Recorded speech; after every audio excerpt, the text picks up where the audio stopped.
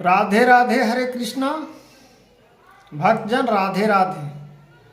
आज हम दुख पर जो गीता उपदेश ने, श्रीमद् भागवत कथा ने लिखा हुआ है कि हर मनुष्य को दुख और सुख कैसे प्राप्त होती है।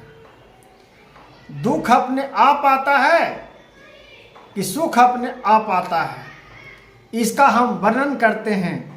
दुख, चिंताएं, डिप्रेशन क्यों हो जाता है? अगर यह बात समझ में हर मनुष्य के आ जाए तो भजन मार्ग, भजन भक्ति से जुड़ जाएगा, क्योंकि भजन ही मार्ग है, भजन ही मार्गदर्शन है।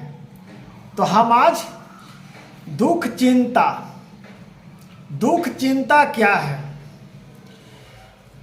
दुख हर व्यक्ति अपने आप लेता है। इसलिए लेता है कि जो मेरा काम करना है, जो मेरा कर्म करना है, वो कर्म नहीं हम कर पाके उल्टा कर देते हैं। इसी में हमको भोगने पड़ता है और इसी में हमको डिप्रेशन में जाना पड़ता है।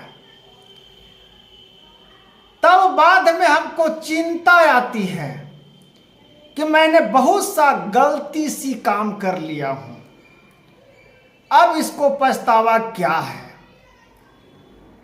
अब हम क्या करें, अब इस दलदल से हम कैसे निकले? अब तो दुख के छड़ी पड़ ही गया है। तो न आप मर सकते हो, न ढंग से आप जी सकते हो, आपका चेहरा पर जो मुस्कान है वो भी हट गया। तो इस चलते दुख अपने आप हर मनुष्य प्राप्त कर लेता है और सुख भी अपने आप हर मनुष्य प्राप्त कर लेता है। तो दुख जब सुख रही तो दुख कैसे आई, और जब दुख आई तो सुख कैसे आई? इसी को समझना होगा माताएं बहने, कि जो हम गलत काम कर लिए,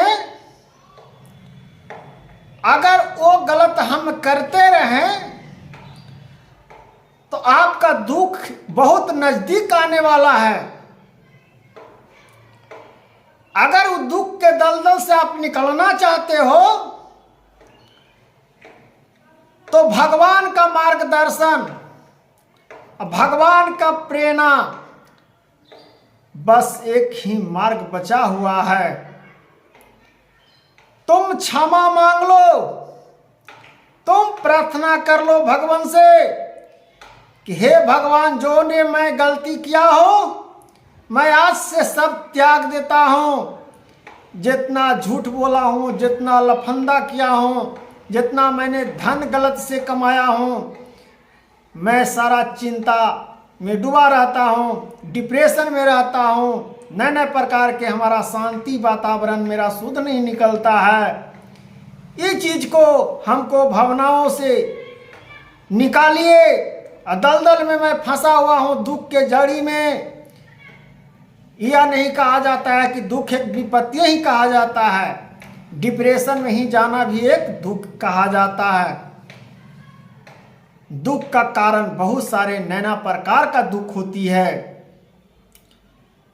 कोई गर्लफ्रेंड का दुख है किसी को, क्या आज हमारा गर्लफ्रेंड ने बातें नहीं किया तो उसको भी दुख है, डिप्रेशन में आया। तो दुख हर प्रकार का है, नए नए प्रकार का है। जैसे आप दुखों को देखिए, लेकिन सुख का मार्ग एक है। तो भगवान को अर्पित कर दीजिए, तब देखिए आपका मार्गदर्शन सब भगवान क्षमा कर देंगे टोटल। और जब भगवान क्षमा कर देंगे तो आपका सुख में मिल जाएगा और सुखों का परिवर्तन हो जाएगा। अज्ञानों का मार्गदर्शन में आ जाइएगा। तब देखिए आपका सुख माया कैसे प्राप्त होती है, जो कथाएं में गीता उपदेश ने दिए हैं। तो जिस प्रकार से मैंने दुख कटा हूं, दुख को मैंने सहा हूं, दुख अपने आप लिया हूं, तो उसका कष्ट कौन भोगेगा? मैं ही ना, आप ही ना। क्या भगवान भोगेंगे क्या आपके बारे? आपके लिए दूसरा कोई क्या कष्ट भोगेगा? नहीं ना। इसका सामना किसको करना पड़ेगा? खुद आपको, खुद मेरा। तब आपका कल्याण होगा कि मेरा दुखों से कैसे प्राप्त और दुखों से कैसे शांति मिला। तब देखिए भक्तजन, माताएं बहनें, जब दुख का परिवर्तन जब भगवान प्रभु पर हम छोड़ दिए और उसके बाद मैं सुधर गया, तब उस दिन से तुम्हारा गिनती शुरू हो गया कि तुम अपना पाप को त्याग कर मेरे शरण में आ गए हो, भगवान की शरण में आ गए हो।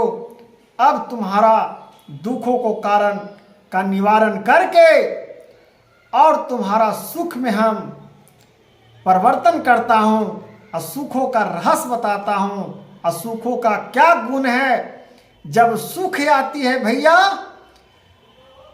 तो नमक रोटी भी खा लेते हैं या ना भी खाना खाते हैं, खाली पानी भी पी लेते हैं, तो चेहरा पर मुस्कान सी खुशबू की तरह चेहरा गुलाब की तरह खिलती है। अब हम पचमेवा भी खा लें, भर पेट क्यों ना खाना भी खा लें, और जब मैं दुख में हूं तो चेहरा मेरा मुस्कान की तरह नहीं रहेगा, चेहरा मेरा उतरा हुआ रहेगा। चेहरा मेरा लगेगा कि बुढ़ापा की शरीर कलप गया है। उस प्रकार से आपका चेहरे पर, शरीरों पर, रोमे रोमे पर आपका सब भावनाएं प्राप्त हो जाएगी और आपका चेहरा सूखा सूखा, जिस प्रकार से खेतों में बिना पानी के दलार फट जाती है, उसी प्रकार से चेहरा पर दलार की तरह, कला की तरह, कलाएं की तरह सब छाई आना शुरू हो जाती है। तो इसी के लिए मार्गदर्शन को अपनाइए और दुखों से हटकर अपना ज्ञान को प्राप्त करिए, तब आप सुख माया में आइएगा। तो दुख का कारण सुख में कैसे बदलना है वो तो आप समझ ही गए होंगे भाइयों, माताएं बहनों। और इसका प्राप्त करके देखिए जीवन में, तो देखिए आपका अमल, आपका अभ्यास सफलता की सीढ़ियाँ अवश्य पहुंचाएगी। लेकिन धैर्य रखिए, थोड़ा ध्यान रखिए, अपना कर्म पर अडिग रहिए, तब देखिए आपका मार्गदर्शन होगा। और राधे राधे, हरे कृष्णा बोलते रहिए।